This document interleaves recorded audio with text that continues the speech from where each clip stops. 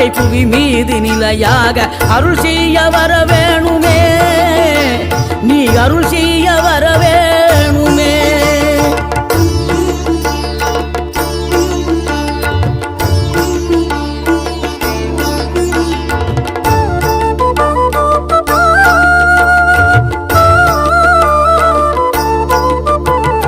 இகழ்தலையும் புகழ்தலையும் ஒரு முகமாய் கருதும்படி செவி உரைத்த முத்து குமரன், நீ வறுமையையும் வளமையையும் சமநிலையாய் உணரும்படி மதி கொடுத்த செல்வ குமரன்.